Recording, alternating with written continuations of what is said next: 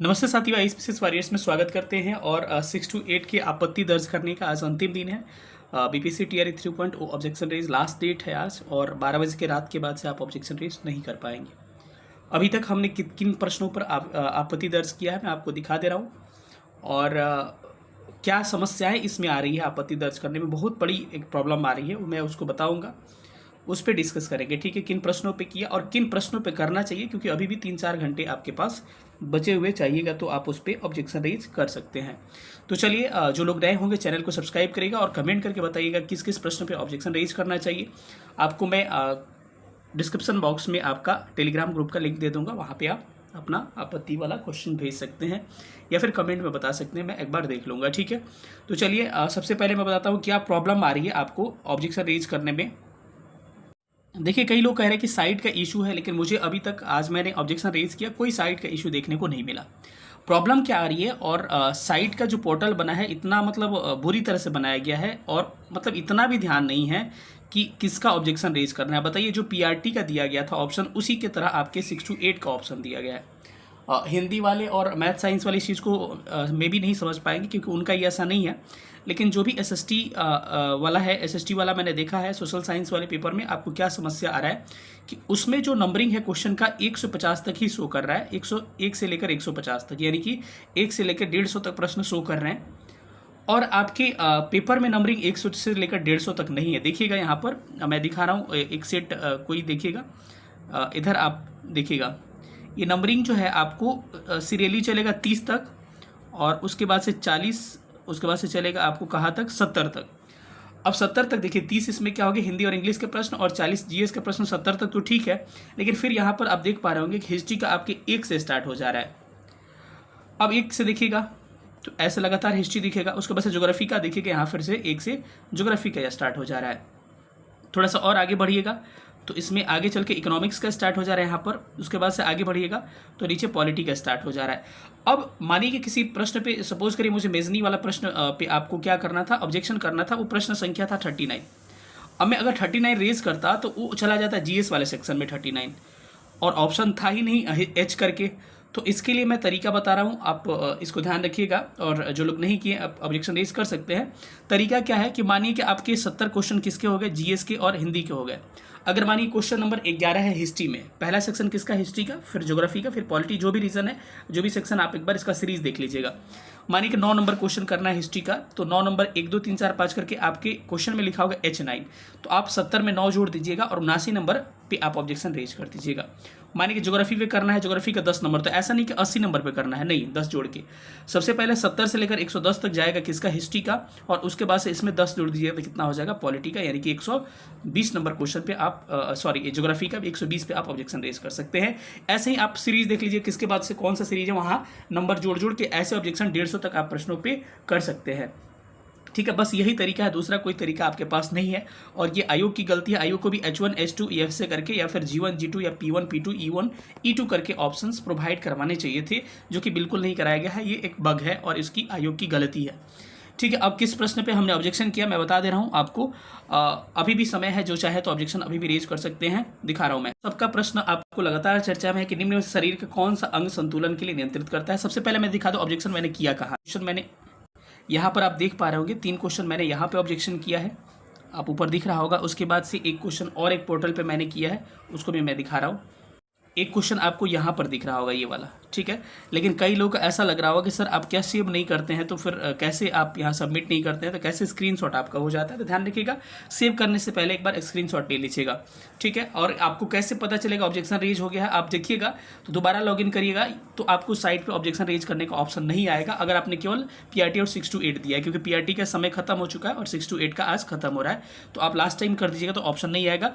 और ऑब्जेक्शन कैसे पता चलेगा रेज हो चुका, ऑलरेडी आपका स्क्रीन क्या हो जाएगा, ब्लैंक हो जाएगा, ठीक है। इन सब बातों को आपको ध्यान रखना। अब मैंने किस किस प्रश्न पे ऑब्जेक्शन किया है, एक बार मैं अब उसको दिखा रहा हूँ। एक ये वाला प्रश्न है जो सबको पता है कि निम्न में से शरीर का कौन सा अंग शरीर के नियंत्रित के लिए जाना जाता है? तो आपको पता है कान। आयोग आंसर लिया हम लोग सेरिबेलम के साथ। 10th क्लास का एनसीईआरटी का मैंने प्रूफ दिया है, मैं दिखा दे रहा हूँ। यहाँ पर 10th क्लास के एनसीईआरटी में जाइएगा तो आपको मिलेगा आपके पेज नंबर 116 पे आपको देखने को मिलेगा 10th क्लास के एनसीईआरटी में, कि इसमें सब बताया गया कुछ क्रियाओं जैसे कि सीधा चलना, साइकिल चलाना, पेंसिल उठाना, इसके बाद इसके लिए जिम्मेदार है। तो आप इसको ऑब्जेक्शन रेज कर सकते हैं। इसका कवर पेज मैं दिखा दे रहा हूँ। इस बुक की कवर पेज है, आप 10th क्लास की, आप ये देख सकते हैं। इसके बाद से अगला क्वेश्चन मैं दिखा रहा हूँ। ये मैथ का प्रश्न था और इसको ऑब्जेक्शन रेज करने के लिए या तो आप मैं दिखा दे रहा हूँ एनसीईआरटी का साक्ष्य है, 10th क्लास की है, या फिर आप खुद पेज पे सॉल्व करके इसको भेज सकते हैं। और आयोग इसमें से नॉन ऑफ दिस लिया है, लेकिन इसका आंसर 3.3 मीटर स्क्वायर होने वाला है। मैं दिखा दे रहा हूँ इसको वाला प्रूफ देख सकते हैं, या फिर आपको पेज पे सॉल्व करके आप इसमें देख लीजिए। डाटा अगर कुछ अलग नहीं होगा तो इसको दे दीजिएगा। इसमें 3.3 था, लेकिन एक बार मिला लीजिएगा। मैंने 100% इसको नहीं मिला है, लेकिन शायद ये सही है। एक बार आप खुद से पेज पे क्या कर सकते हैं, सारे क्वेश्चंस को सॉल्व करके जहाँ पे पेज नंबर मांगेगा वहाँ एन लिख दीजिएगा। कवर पेज में भी उसी आपने जो आपने सॉल्व किया उसको अपलोड कर दीजिएगा, और जहाँ प्रूफ मांग रहे हैं वहाँ पे भी अपलोड कर दीजिएगा, ठीक है। बाकी और कर तरीका मैथ नहीं है, 6 to 8 का है, आपने देख लिया। एक ये प्रश्न है जो कि हिस्ट्री ज्योग्राफी का है कि निम्न हिमाचल तथा शिवालिक के बीच स्थित लंबोट घाटी को किस नाम से जानते हैं?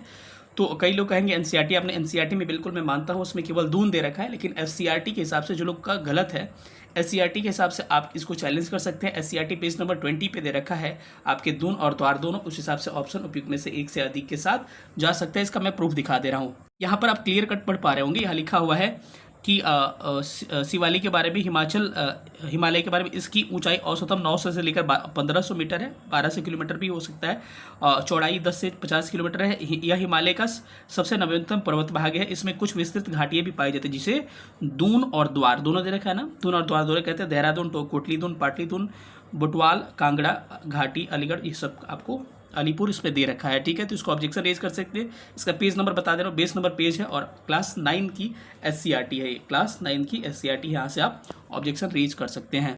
एक ये वाला प्रश्न है आपका, लिखा है कि इटली के एकीकरण के जनक के रूप में किसे जाना जाता है? तो ग्यूसेप मेजनी गैरिबाल्डी होगा, ये आयोग ने दिया है, लेकिन हम लोग मेजनी के साथ जा रहे हैं, तो इस पर भी चैलेंज कर सकते हैं। ये 10th क्लास की एनसीईआरटी है, मैं इसको आपको दिखा दे रहा हूँ।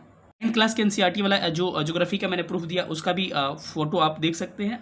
कहिए तो मैं उसको पहले दिखा दे रहा हूँ। दून द्वार वाले का ये कवर है 9th क्लास की ज्योग्राफी का, आप देख सकते हैं। भारत भूमि एवं लोग, इसमें आपको दून द्वार वाला दे रखा है। और आपको जो 10th वाला है उसको मैं दिखा रहा हूँ, मेजनी वाला कहाँ है, देख पा रहे होंगे। ये 10th क्लास की लिखा हुआ भारत और समकालीन विश्व, यानी कि ये आपको दिख पा रहा होगा। इसमें आपको दे रखा है 10th क्लास का, और इसी में मेजनी वाला दे रखा है, मैं दिखा दे रहा हूँ। इसको भी पेज नंबर 20 पे ही दे रखा है कि 1830 के दशक में यूसुफ मेजनी, इसके अलावा कुछ नहीं मिल पा रहा है, ने एकीकृत इतालवी गणराज्य के एक सुविचारित कार्यक्रम प्रस्तुत करने की कोशिश की। उसने अपने उद्देश्यों को प्रचार के लिए इटली नामक संगठन की स्थापना की, यानी कहीं ना कहीं मेजनी का नाम आता है इटली के एकीकरण में। तो इस प्रूफ को आप दे सकते हैं। पेज नंबर 20 है, क्लास 10th एनसीईआरटी का, आप देख सकते हैं।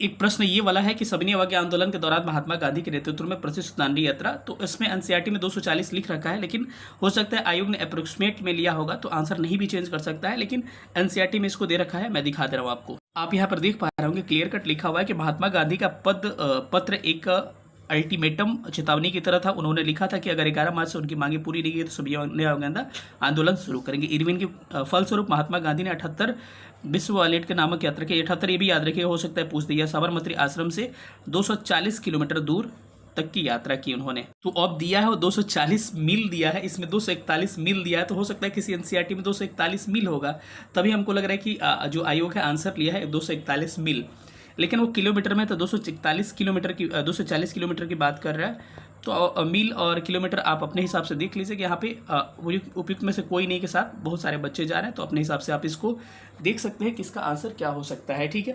तो कैसा लगा बताइएगा आप सारे लोग, और सेशन कैसा लगा। यही सारे प्रश्न थे, इन प्रश्नों पे आप ऑब्जेक्शन रेज कर सकते हैं, इससे आपके मार्क्स निश्चित रूप से बढ़ सकते हैं। अब आपको भी लगता है इसके अलावा कोई और भी प्रश्न है आपके दिमाग में, तो हमको कमेंट करके ज़रूर बताइएगा, इसमें मैं बात करने की कोशिश करूंगा और इसको ऑब्जेक्शन रेज करने की कोशिश करूंगा। टेलीग्राम ग्रुप का लिंक दे दे रहा हूँ डिस्क्रिप्शन में, आप वहाँ से ज्वाइन कर सकते हैं। सेशन देखने बहुत बहुत धन्यवाद। अगली क्लास में मिलेंगे, तब तक बहुत बहुत धन्यवाद। Thank you so much. जय हिंद।